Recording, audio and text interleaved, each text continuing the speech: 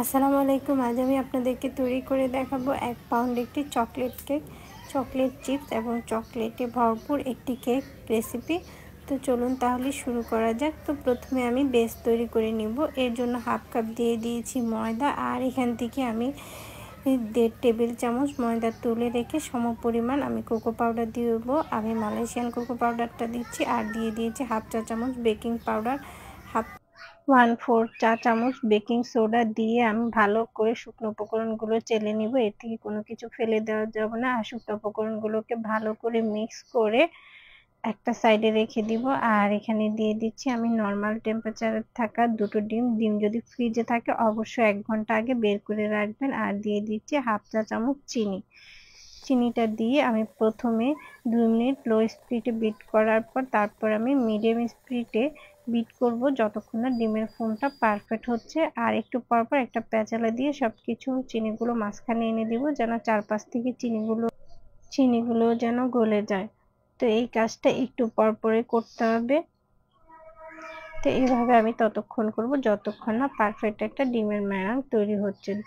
তো ডিমের কালারটাও চেঞ্জ হয়ে গেছে, আর এটা অনেকটা চেঞ্জ হয়ে আসছে। আর চিনিটা এখনো গলে নেই। তো চিনিটা আমি আবারও চেক করে নিব চিনিটা হাত দিয়ে। তো দেখুন চিনিটা গলে গেছে আর ডিমের ম্যারাংটাও চেঞ্জ হয়ে গেছে। এখন আমি এখানে রান্নার রেগুলার তেল দিয়ে দিচ্ছি 2 টেবিল চামচ, আর দিয়ে দিব হাফ চা চামচের অর্ধেক 1/4 চা চামচ চকলেট পেস্ট দিয়ে আমি 10 সেকেন্ডের মতো বিট করব। এর বেশি বিট করব না। আর শুকনো উপকরণগুলোকে আমি 2 বারে দিয়ে দিব। আর আস্তে আস্তে করে এক পাশ থেকে ঘুরিয়ে ঘুরিয়ে মিক্স করব। এলোমেলোভাবে মেশানো যাবে না, তাহলে ডিমের ফোমটা বসে যাবে আর কেকটা পারফেক্ট ভাবে ফুলবে না। তো এই কাজটা আস্তে আস্তে করতে হবে। আর ভিডিওটা বড় হয়ে যাচ্ছে তাই আমি একটু ফাস্ট করে দিয়েছি, তবে এই কাজটা স্লোলি করতে হবে। তো আমার দ্বিতীয় ধাপেও শুকনো উপকরণগুলো দেওয়া হয়ে গেছে। তা আমার মিক্স করা হয়ে গেছে। দেখছেন ডিমের ঘনত্বটা। এর থেকে যদি ঘনত্বটা কম মনে হয় তাহলে এখানে আপনারা 1 টেবিল চামচ দুধ দিয়ে দিতে পারেন। তবে ডিমের সাইজটা যদি ছোট হয়, তো আমার ডিমের সাইজটা ঠিক ছিল, আমি এখানে দুধ অ্যাড করতে প্রয়োজন হয়নি। তা আমি একটা 6 ইঞ্চির মোল্ড নিয়ে নিয়েছি। এতে আমি একটা কাগজ দিয়ে দিব, আর এখানে কিছুটা তেল দিয়ে ব্রাশ করে নিব। আমি হাত দিয়ে তেলটা চারদিকে লাগিয়ে নিচ্ছি। আর আমি একটু উপর থেকে বেটারগুলো ঢেলে দিব যেন এর থেকে এয়ারগুলো বের হয়ে যায়।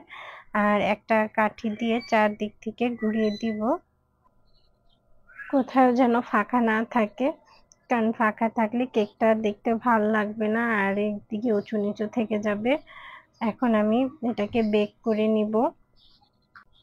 লো আছে আমি এটাকে বেক করে নিব। 40 থেকে 45 মিনিট সময় লেগেছে আমার বেক হতে। আমি 1 কাপ ট্রপিক্যাল হুইপ ক্রিম নিয়ে নিয়েছি। আর এই ক্রিমটা আমি একটু বরফ থাকা অবস্থায় নিয়ে এটাকে লো স্পিডে প্রথমে 2 থেকে 3 মিনিট বিট করব। আমার 2-3 মিনিট বিট করা হয়ে গেছে। এখন আমি এতে দিয়ে দিব 3 টেবিল চামচ আইসিং সুগার। 1 কাপ ক্রিমের জন্য 3 টেবিল চামচ আইসিং সুগারই যথেষ্ট। আমি দিয়ে এখন মিডিয়াম স্পিডে বিট করব। আর একটু পরপর একটা প্যাচালা দিয়ে সবকিছু মাঝখানে এনে দেব যেন চারপাশ থেকে ক্রিমটা পারফেক্ট ভাবে স্টিক হয়। এই কাজটা একটু পরপরই করতে হবে। তো যখনই মনে হবে আমার বিটারের কাঁটাটা ঘুরছে না, অনেকটা শক্ত হয়ে গেছে, তখনই মনে হবে যে আমাদের ক্রিমটা পারফেক্ট হয়ে গেছে। দেখুন কতটা পারফেক্ট হয়েছে। আর এর থেকে ঝাঁকি দেওয়ার পরেও নড়ছে না। আর বাটিটা উপর করে ঝাঁকি দিলেও এর থেকে ক্রিম পড়বে না, তাহলে মনে হবে আমাদের ক্রিমটা পারফেক্ট ভাবে তৈরি হয়েছে। তো আমি কিছুটা চকলেট ক্রিম তৈরি করে নিয়েছি। চকলেট ক্রিমের ভিডিও অলরেডি আমার চ্যানেলে আছে, চাইলে আপনারা এক নজর দেখে আসতে পারেন। তো আমি দিয়ে দিচ্ছি সুগার সিরাপ। তো কেকটাকে আমি 2টো স্লাইস করে কেটে আমি উপরের লেয়ারটাকে নিচে দিয়ে সুগার সিরাপ দিয়ে দিচ্ছি। আর এখানে দিয়ে দিচ্ছি ক্রিম। তো ক্রিমটা আপনারা আপনাদের পছন্দ অনুযায়ী দেবেন, যে যেমন খেতে চান। কেউ চাইলে বেশি আর কম দিয়ে দিতে পারেন। আর আমি এখানে দিয়ে দিচ্ছি চকলেট। তো চকলেটটা দিয়ে আমি দ্বিতীয় স্লাইসটাও দিয়ে দিলাম। তো আমি চারপাশের ক্রিমগুলোকে একটু লাগিয়ে নিচ্ছি, তাহলে কেকটা সমানভাবে বসছে কিনা দেখা যাবে। আমি উপরের লেয়ারটাতে সুগার সিরাপ দিয়ে দিয়েছি, আর ভিডিওটা বড় হয়ে যাচ্ছে তাই ভিডিওটা কেটে দিয়েছি। এটাকে আমি ক্রাম কোট করে আধা ঘন্টা পর আমি বের করে এখানে আবারও দ্বিতীয়বারে ক্রিম লাগিয়ে নিচ্ছি। তো সূর্যের আলোর কারণে কেকটা কি মনে হচ্ছে ভ্যানিলা, আসলে এটা চকলেটই।